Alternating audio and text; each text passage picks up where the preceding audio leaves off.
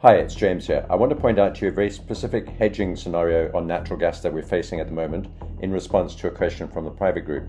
I might make this public too. Now, here's the interesting setup. We got long down here at the 78.6% Fibonacci of the move up. We got an oversold RSI here on the 4-hour chart, and we tried to bounce out, made some progress, and then fell down this weekend with a weekend gap. We've now got 1, 2, 3 weekend gaps above us, and we've got a little bit of support below us and a point of control into this level down below. And we've still got an unresolved gap here on the left-hand side, which is actually resolved on the futures chart, so maybe we don't need to get further down. Now, here's the hedging part. We got long at the correct place at the 786 fib and at support. And we've now broken down with a weekend gap, as I said, leaving 1, 2, and now 3 weekend gaps behind us, which all need to be filled. My directional bias remains long, not because of the gaps only, but because I think natural gas is in a naturally bid-up state and will trade in a higher range. So here's the hedging proposition. I'm going to explain this as if I had to hedge, which I do not, because I've got a very small position here and I can still add to it quite comfortably.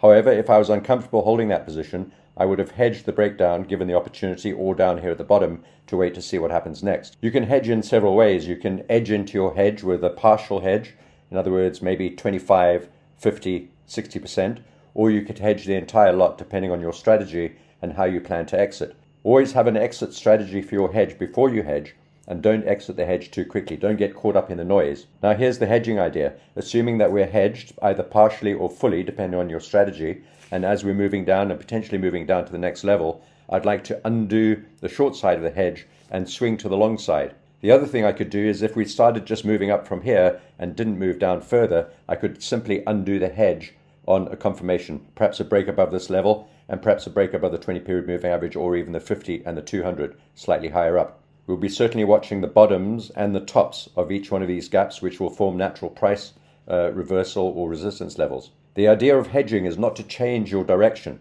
but to rather mitigate risk. And so because my direction still remains long in mind, I still want to be long. I don't want to be out of the market, but I do want to protect the downside. At this point, if you were hedged, you were looking for the RSI now to get into an oversold condition, which it is. If at this point you got hedged because you wanted to or because you had to, you would now be looking to unhedge if your directional bias remains long, which mine does. Unless, of course, we drop below 270 or 280, and I can refer you to the Sunday night live stream, which I'll link at the end of this video.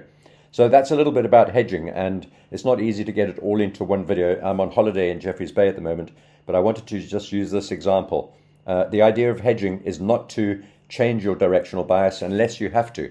And of course, if we got hedged and the market moved down below 270 or 280, down through these lows, and when I'm referring to those numbers, I'm talking about the futures, not the spot chart. I'm using the spot chart as an example. So gaps all over the show.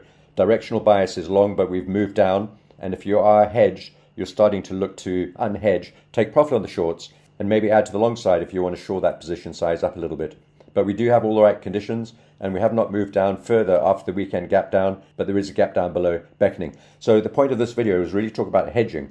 The point of it is not to change your direction, but to mitigate risk if the market moves temporarily against you, so that you can take some time, not panic, and begin to adjust your position in the way that the market is dynamically flowing, and you don't get locked into a binary in or out situation. Canny and savvy traders, experienced traders, tend to hedge a lot more than newcomers or inexperienced traders, and that's part of the edge that they have on the market. So I hope that was useful. It was a little natural gas update, but it's also a little bit about hedging. I still think we can move up into these higher levels and close all of these gaps. Now we've got 1, 2, 3, and of course to the left-hand side, you can't see on this chart, there's also a big contract roll gap. I hope you enjoyed the video, folks. Please like and subscribe if you did, and I'll see you in the next video tomorrow. Take care. Got my charts and graphs laid out on the table. Swing trade and gold just as long as I'm able. Watching those candlesticks, hoping for a rise. Gotta stay sharp, keep my eyes on the prize. Stocks on the ticker, every second counts. From energy giants to small cap amounts. Day ins and green or red.